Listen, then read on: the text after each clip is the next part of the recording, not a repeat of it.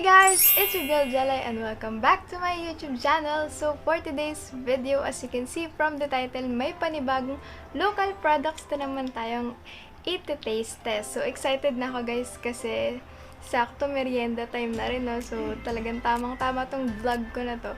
So bilisan na lang din natin dahil medyo hindi maganda ang panahon for today. So ayun guys, if you are interested in this video, then just please keep on watching.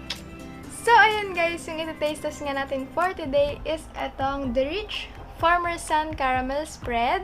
So, meron silang ipinadala sa atin na 4 na kanilang flavor. So, originally, ito lang talaga yung una nilang flavor, which is yung caramel spread. Kaya kung mapapansin nyo, sa Facebook, ang pangalan lang nila ay The Rich Farmer's Son Caramel Spread. Pero, as time passed by, nagkaroon na rin sila ng iba't ibang flavors at meron na rin silang yung pinakabago nila ngayon, which is yung mango cheesecake. And we have ube spread. And meron din silang yema spread. So, excited na ako guys na tikman tong 4 na flavors na to. So, ano pang iniintay natin? Let's go! So, ayun guys, sobrang excited na akong itikman silang lahat. Sobrang gutom na rin ako. So, hindi natin itong patagalin. Enough na with the daldal. So, let's go! So, ayun guys, meron akong loaf bread dito. So, hindi ko naman to uubusin lahat, no? Pero titikman lang natin kasi yung pinaka-spread nila. So, unahin ko dun sa pinakauna nilang flavor, which is si caramel spread. So, hindi ko mabuksan tong tinapay na to. Ayaw yata mag-pack. So, unahin kong tikman itong si caramel spread nila. Ganito, guys, kalaki siya. Meron siyang 270 grams. And, ganyan na siya, guys. Garapon na, malaki na siya. Super sulit na nito guys ha. And ganyan lang yung nakalagay sa kanyang packaging, yung kanilang brand, which is The Rich Farmer's Son, yung pinaka-flavor ng spread, and then caramelized milk spread. So nakalagay din dyan yung mga dapat gawin, refrigerate after opening. So dahil hindi ko pa naman sila nabubuksan guys, hindi ko pa sila nailalagay sa ref. So ayan, meron silang shrink wrap dito para hindi tumapon yung product. And syempre 100% tatak Pinoy. Oh, ang bunga guys. Grabe, tingnan niyo yung itsura. Ang sarap. Grabe, amoy pa lang. Ang sarap na. Lang. Kuha tayo ng tinapay. And then, lagyan natin siya ng mga spread.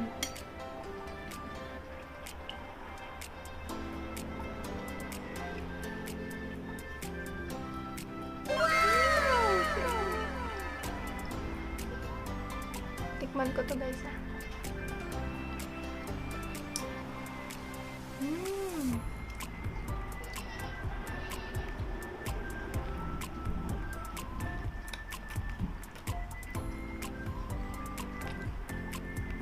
Ang sarap, grabe.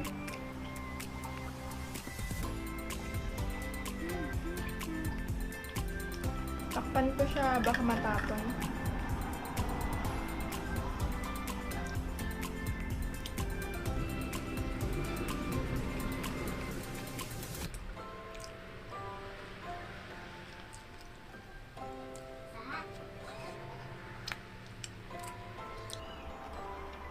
Grabe guys, ang sarap niya. Sobrang sakto lang ng tamis niya. And grabe na sa yung pagka-caramelize ng sugar. Okay guys, 1 flavor down. Sobrang sarap. Unang flavor pa lang yun guys. What if yung iba pang flavor, diba? Grabe. Excited na ako. Hindi ko na ubus yung tinapay, so lalagyan ko pa din ito. Nang, ano kayong susunod natin? Gusto kong isunod yung kanilang ube spread. Masarap kasi itong ube spread na to, diba? Siya yung pinaka, ang ganda ng kulay, oh. Sobrang buong buo yung kulay, guys, ng pagka-ube. So, ayun din. Pares lang naman sila na nakalagay sa packaging. And, tanggalin natin. Ayun, guys, nakikita nyo, ha. Ngayon ko pa lang talaga sila titikman. Ginagawa mo! And, ayun, guys, tanggal ko na. Medyo mahigpit siya, no? Oh my God! Ay, ang tamis! Ang bango! Ang bango! Ang tamis ng amoy. Tingnan nyo, guys. Sino ko dyan? Ang sarap. Sobrang nakaka-boost ng mood yung amoy ng products nila. So, eto guys. Kuha tayo. Tingnan nyo. Para siyang ube ice cream. Grabe. Tikman natin guys. Oh my god. Ang sarap. Para siyang ube ice cream guys.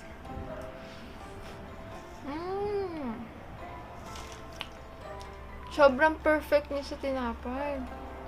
Feeling ko lahat sila favorite ko kasi ang sarap talaga, promise.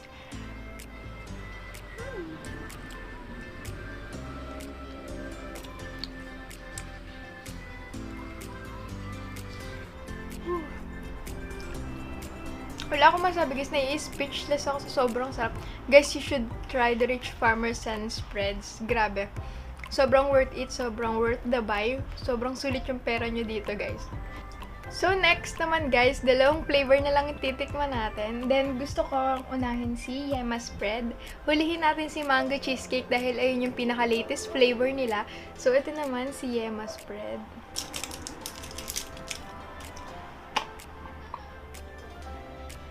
Oh my god. Grabe, tingnan niyo yung itsura. Sobrang hilig ko pa naman sa Yema guys. Favorite ko talaga yung Yema. Kaya na-excite ako dito. Ambo, grabe naman yarn. The Rich Farmer Sun. Ginalingan masyado. Oh my god. Dito. Pero feeling ko masarap din to guys kasi Yema. Ay, grabe naman. Ang sarap din.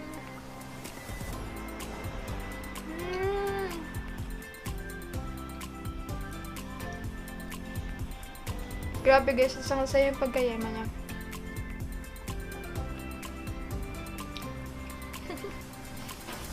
Lahat sila favorite ko. Ano ba yan? Ang sarap. Promise guys. Ang sarap talaga. Hindi ako nagjo-joke, you should try. Order na kayo guys sa Shopee nila. Ilalagay ko yung link down below. And also, if gusto nyo rin i-visit yung kanilang Facebook page, ilalagay ko din dyan sa gilid. Huwag nyo na rin kalimutang i-like and follow yung kanilang mga social media handles.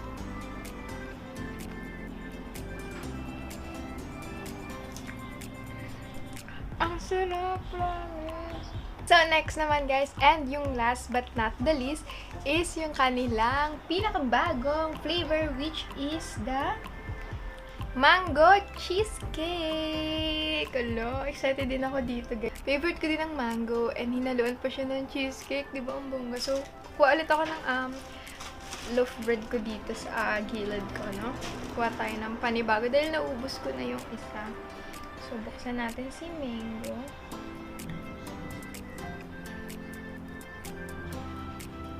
Grabe. Itsura po lang guys, oh. And guys, bawat product pala nila is may nakalagay na expiration date sa ibabaw.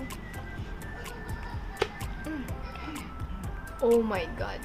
Guys, look. Hoy, amoy mango siya guys. Pero tikman natin yung lasa niya. Naiintriga ako sa lasa niya. Kunin natin to, sayang. Nasa takip. Sarap din.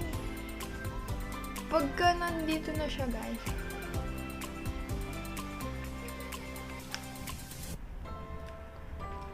Pagka nilasaan mo na siya, guys. Super naghahalo na yung mango and cheesecake na flavor niya. Talagang literal na mango cheesecake. Pagka kasi inamoy mo lang siya, amoy mango lang siya. Pero dito, guys, grabe. Sobrang lasang-lasa na siya. Ang sarap. Ba't yung ganito?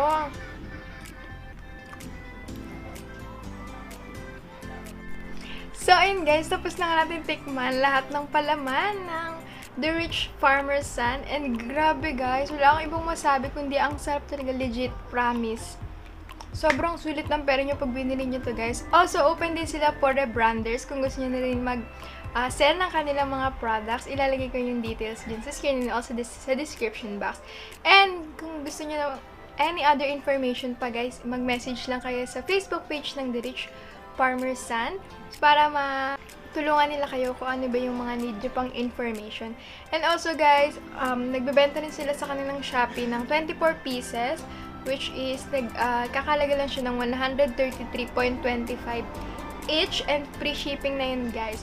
And also guys, pagka gusto niya lang bumili ng isa-isang palaman lang, this only retails for only 165 pesos. So, ano po guys, diba? Sobrang mura lang, and yet, sobrang sarap ng mga products na makakarating sa inyo. And grabe, ang sarap talaga guys. Wala ko ibang masabi, sobrang sakto yung tamis niya, which is good. And yung creaminess, grabe, naghahalo siya dun sa pinaka-flavor. Ube, tas cream, ganyan. Grabe, sobrang sarap. And guys, ang maganda dito, hindi siya sobrang tamis na in fact na nakakaumay, na hindi siya ganun guys. Talagang nanamnamin mo bawat kagat mo sa tinapay. Also kahit papakin mo lang siya guys. Guys, favorite ko talaga silang lahat dahil sobrang sarap nilang lahat. So ayun guys, sobrang sarap talaga nila lahat. Grabe, I highly recommend this product. Talagang masasatisfy yung cravings mo sa yema, sa ube, sa mangga, sa caramel, and all nandito na sa kanilang palaman. And guys, that's all for today's video. And kung nagustuhan mo tong video na to, give this video a thumbs up. Don't forget to subscribe my channel and turn on the notification bell para mas maging updated ka sa mga bago ko pang parating na videos.